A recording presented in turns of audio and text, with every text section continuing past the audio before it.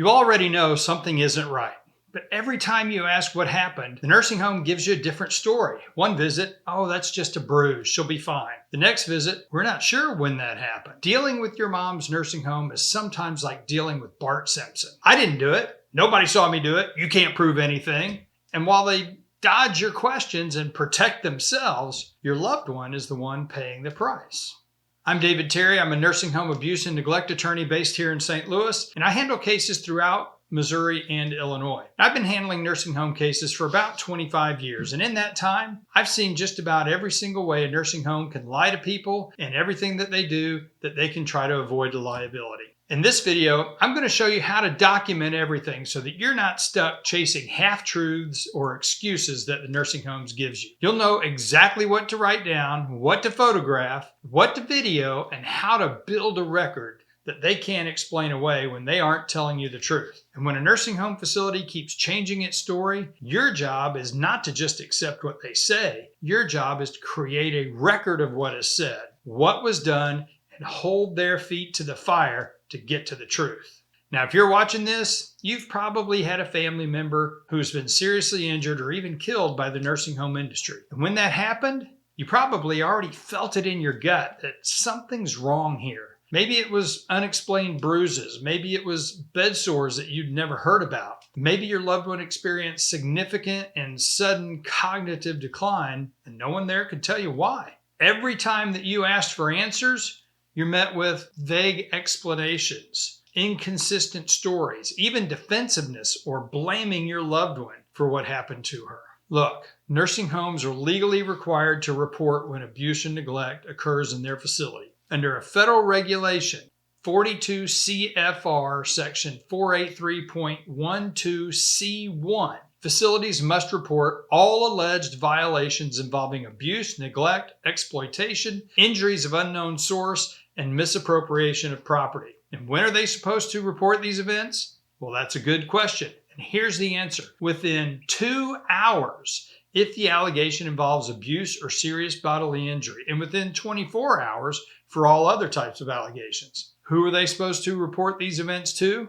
That's another good question. The answer is to the facility administrator and to the state authorities. But here's the reality that I often see. They don't always do it, or they do it late, or they downplay what happened internally so that it doesn't trigger the mandatory reporting.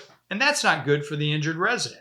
Now, here's the reality that I've learned over these last 25 years, and honestly, it shocked me when I figured it out. The nursing home industry, for the most part, not always, but for the most part, cares much more about themselves than you and your loved one. And if you have a family member in a nursing home, you have probably come to that same realization. So how do we counter this? What do we do when the very people we trust, with the people most precious to us, are determined to gaslight us, lie to us, hide facts from us, and minimize facts or even alter records to protect themselves? Well, there's not a perfect answer, and honestly, despite everything that we do, they're still going to get away with it sometimes. But what I want to do here in this video is to give you suggestions on how to counter some of the nursing home's self-preserving strategies. So let's get started. First, start a dedicated journal and use it every single visit. Don't make sporadic notes on your phone. Don't put notes on a calendar and other notes on scrap paper. Don't use Post-it notes that you put on your wall. No, I want you to have a dedicated journal that you write in every single visit. Each time you're there, write down the date, the time, and what you observe, good and bad. And some days will be shorter than others, but if you see any change in condition or any problem, write it down with a date, a time, and employee names if known. And don't limit this to just obvious injuries. Document things like new bruises or cuts or new wounds. And if it's a wound, like a bedsore, note the color, the size, and the location. Document the changes in your loved one's mood, their alertness, or their behavior. Weight loss, signs of dehydration. Like I mentioned, bed sores or any kind of skin breakdown, you'll want to document that.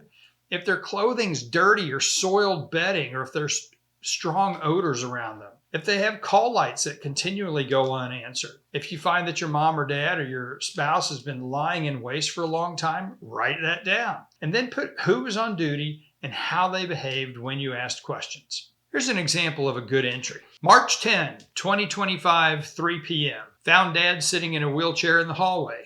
New bruise on his right forearm, approximately 2 inches long, dark purple. Asked CNA Kelly what happened. She said, "I'm not sure. I just came on shift." Asked charge nurse Maria. She said, "Well, maybe he bumped it on the wheelchair." Dad also seemed quieter than usual. Wouldn't make eye contact. The room smelled like urine. Bed sheets have not been changed since my last visit on March 7th. That's a good entry. And then 2 days later at your next visit, write a follow-up note. If the bruise is larger, or if there's a new injury, or if you got a different explanation, write all of that down.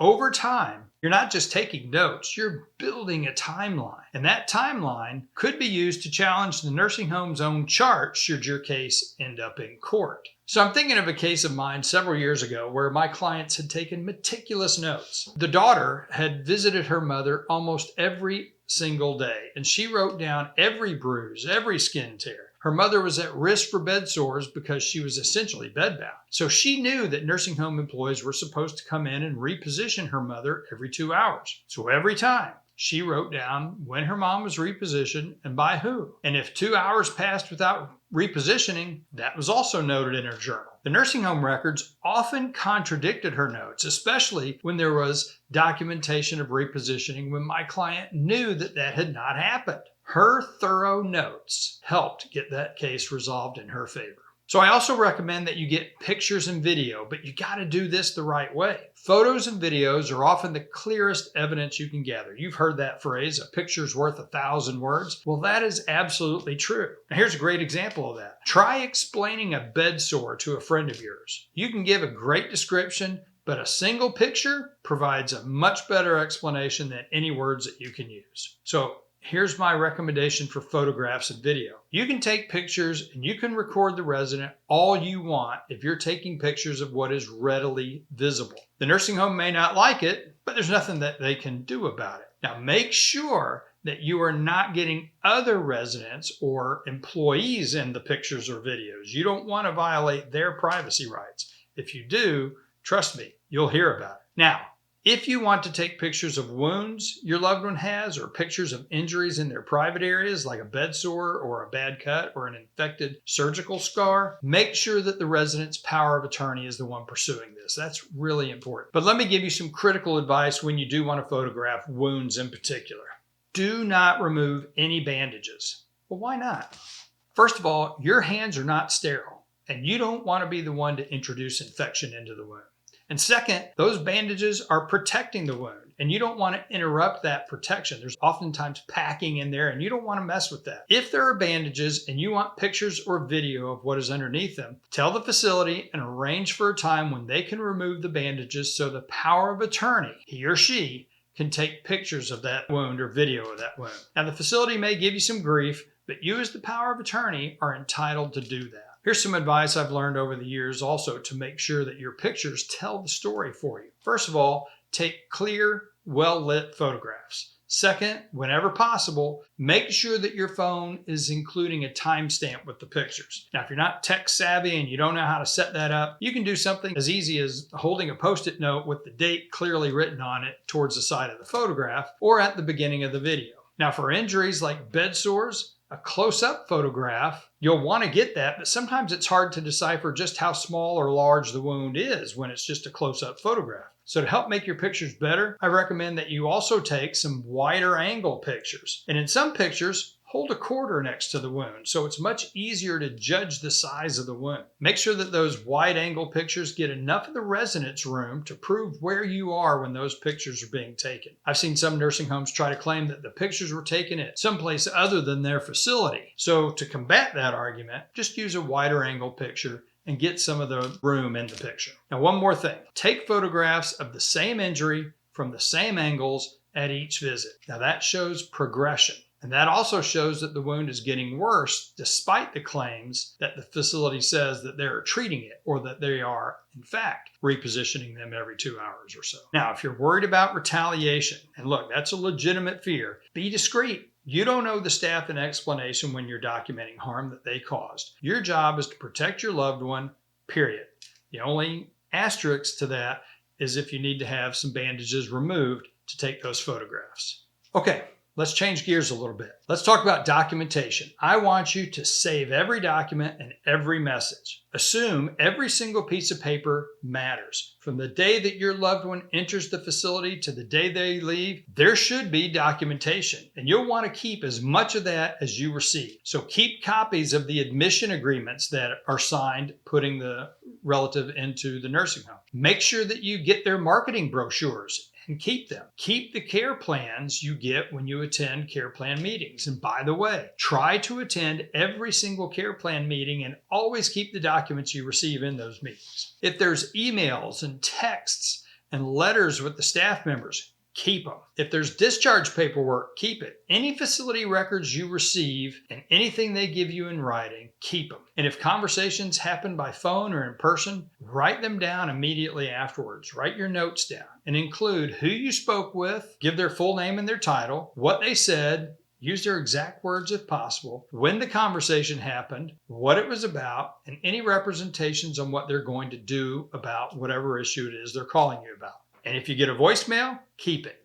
Now, if you really want to be thorough, follow up significant conversations with them with an email confirming the date and time of the conversation and what they said. It can be something like this. Per our conversation today at 3 p.m., you stated that my mom's bruise occurred during a transfer from her wheelchair to her bed and that you would file an incident report and investigate. Please confirm receipt of this email and provide me with a copy of that incident report within 48 hours. So create a digital paper trail that they just can't deny. Never rely on your memory alone. Okay, the next thing to keep in mind is when you're talking with the folks at the nursing home, be sure and ask direct questions and write down what they say in response. Try not to rely on your memory alone. When you speak with staff, write down their exact words as soon as you possibly can, especially if they seem unsure or if they're evasive or defensive. You're going to want to ask specific questions, something like, exactly what happened to my mom? When did this happen? Who was present when it happened? Exactly where did it happen? Why was somebody not with her? Were there prevention measures that were referenced in her care plan in place? What treatment was provided after it happened? Why wasn't I notified immediately? Can I see the incident report? And has this been reported to the state? Now, you're probably going to get a lot of different answers to that. But if someone says, well, I'm not sure, or let me get back to you, or that's not my shift, write that down verbatim. Identify who said it and exactly what they say. Delays, vague answers, and contradictions show that either the nursing home's right hand doesn't know what the left hand is doing, meaning that the facility is run chaotically, or they are intentionally trying to hide what happened. Either way, these are bright red flags, and it's something that you need to write down as close to verbatim as possible. By the way, I recently did a video called Why Nursing Homes Don't Call You When Something Goes Wrong and What It Really Means. And this goes into more detail about this topic. So if you find yourself dealing with something like this, I recommend that you go watch that video.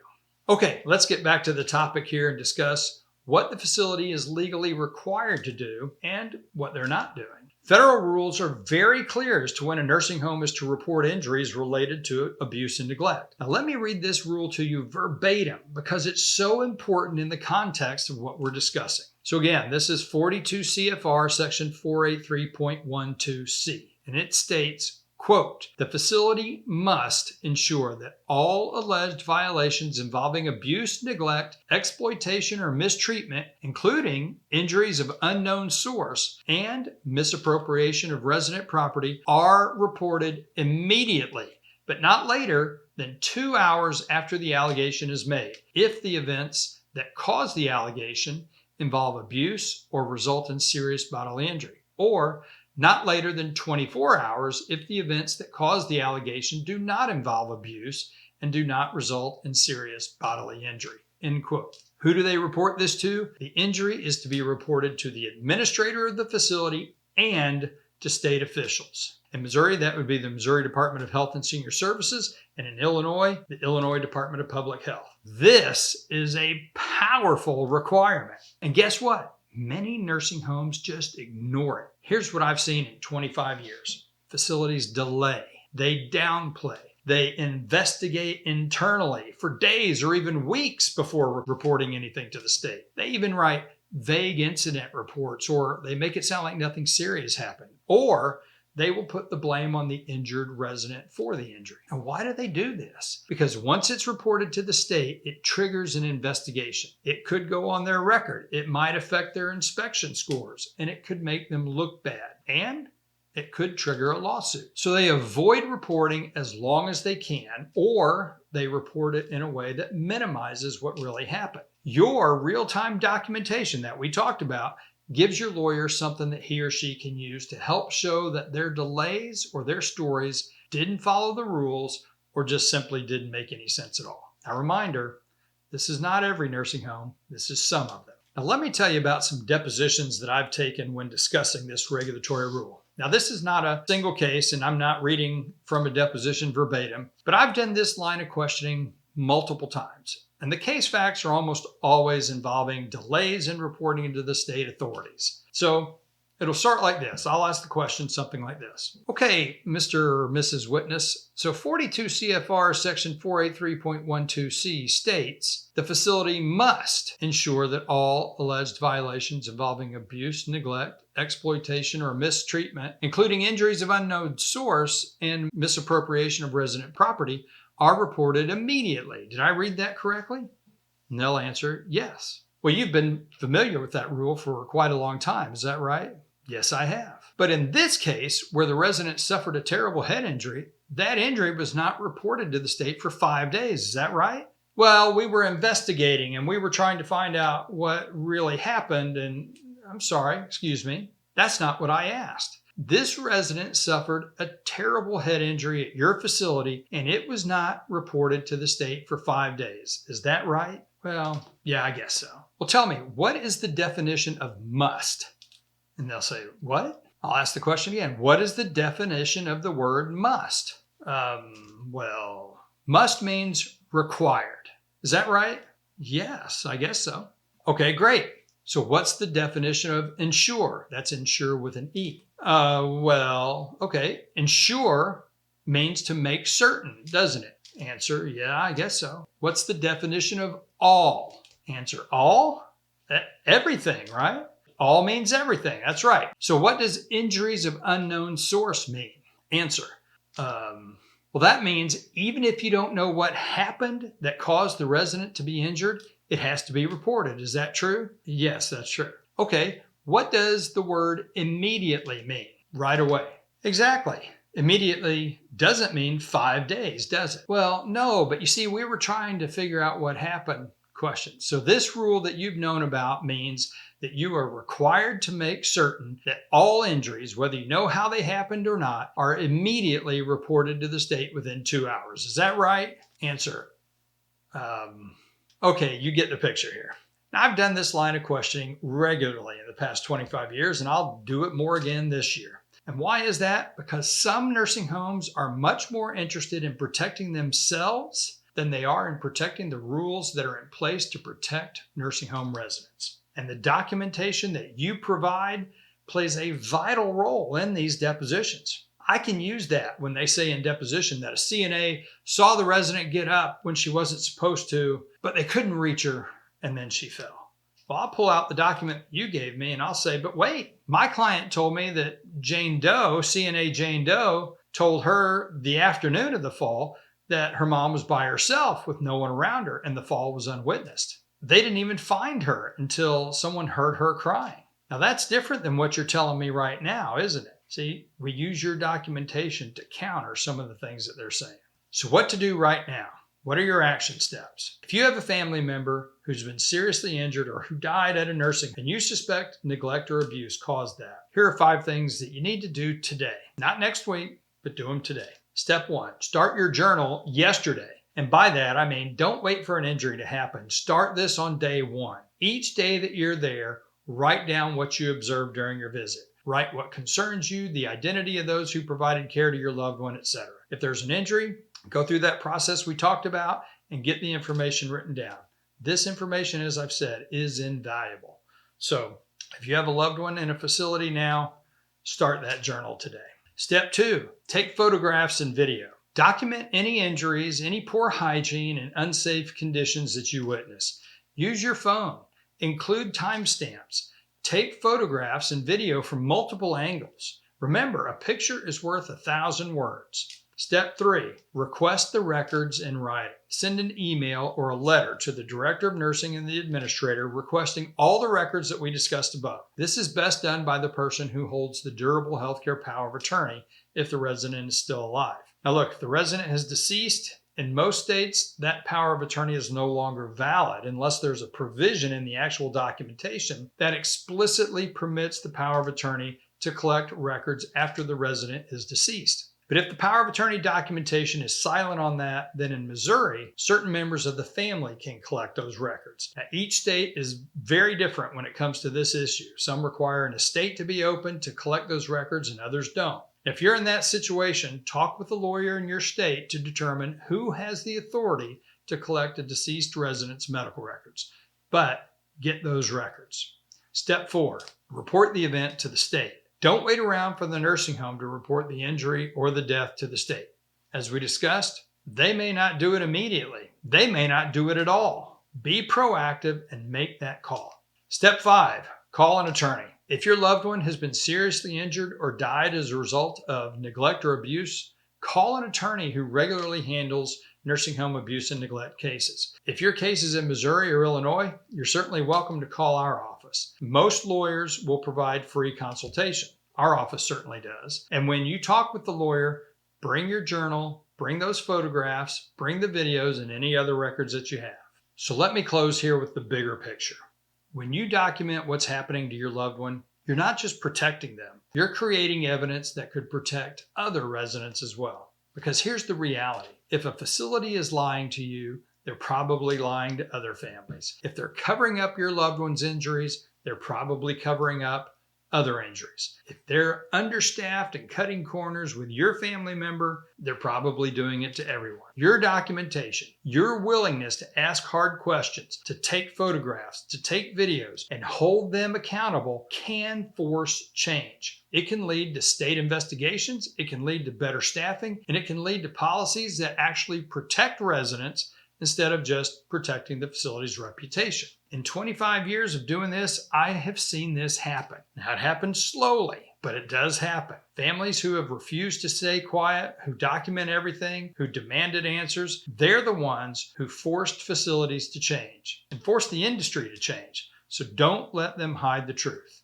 Okay, you now know key documents you can create when you're concerned about the neglect or abuse that your loved one has suffered. And that documentation helps get to the truth when the nursing home wants to keep the truth hidden.